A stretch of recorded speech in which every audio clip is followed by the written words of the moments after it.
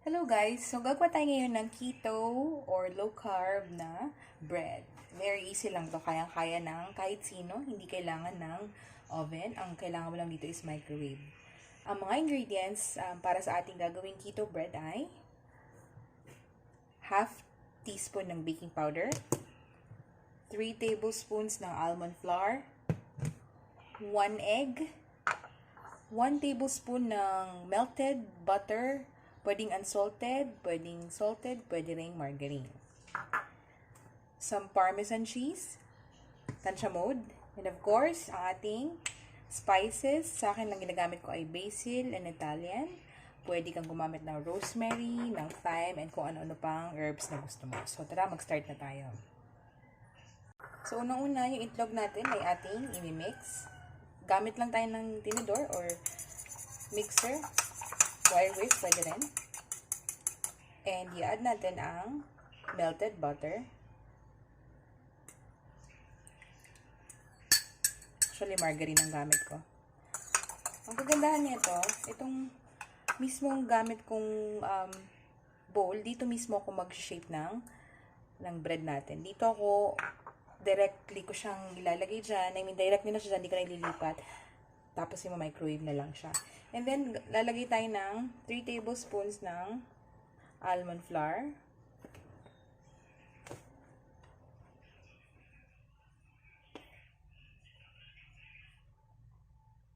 And half teaspoon ng baking powder. Pwede ka rin maglagay ng salt o ng pepper. Pero for me, naaalala na ako sa parmesan. So, hindi na ako maglalagay ng salt. So, lalagyan natin ng parmesan. And of course, yung ating mga spices.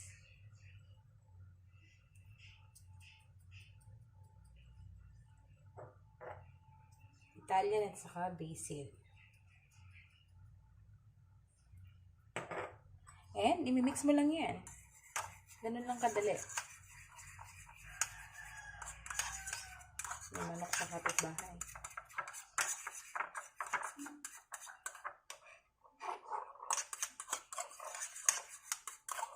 Pag na-mix well mo na siya, ipapop mo na ito sa microwave oven for 2 minutes and magkakaroon ka na ng bread. Ayan. Pag incorporated na ingredients, katulad nito, kita mo na smooth na siya, then that's the time na ilalagay mo na sa microwave. And i-heat mo siya ng low medium for 2 minutes. So, eto na ang ating finished product. After 2 minutes of heating time sa microwave oven, eto na siya. So, palalamigin lang natin to. And then, itutodo na natin ang pag-prepare ng ating sandwich. Mamaya papakita ko sa inyo kung anong hinahalo ko dito. Okay. So, ayan. Hati na natin ang bread natin into 2. Para mukha talaga siyang sandwich. Mainit-init pa. Tada! Look at that! Lapit natin. Ayan. Saka na ako magpapalaman ngayon. Okay, gawa na tayo ng sandwich. So, una-una, gagamit ako ng mayonnaise. Yung iba hindi nagme-mayonnaise. Yung sobrang stricto yung kanilang diet. So, ako naman, konti lang naman. Para ma-feel mo talaga na sandwich siya. And then, maglalagay ako ng, ito favorite ko to, yung chunky chicken na ham.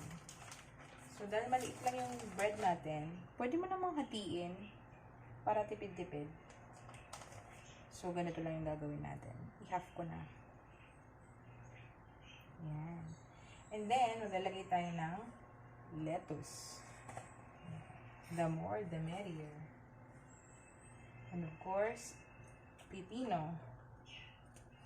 And ang pinaka-importante sa lahat, ito ang cheese natin. Ang Arla. Ayan, dahil nga maliit lang yung bread natin, hahatiin ko lang to. Para tipid sa ingredients. Hati kami ng asawa ko. So, ayan. And then, pwede mo palagyan ng mayonnaise on top, but okay na yan. Ito na ang ating finished product. Ayan. So, flex ko lang. May nainggit sa akin. Gawa ako ng sarili kong bread or sandwich. Ito naman, gumawa ako ng regular na sandwich para sa aking asawa. Nainggit siya eh. So, ayan. Ito yung super carbs. Dami mayonnaise. Plus yung bread pa is high carb. So, kakain na kami. So, hello. Ito na po ang ating keto bread or keto sandwich. Kita nyo naman. Alam ko, sobrang dami ng greens or ng veggies. So, ngayon ay mag-taste test tayo. Aha. Tingnan natin.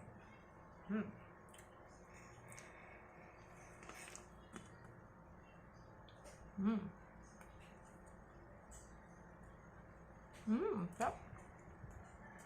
Sarap. Parang ako kumain ng totoong sandwich. Pasado. Thank you for watching.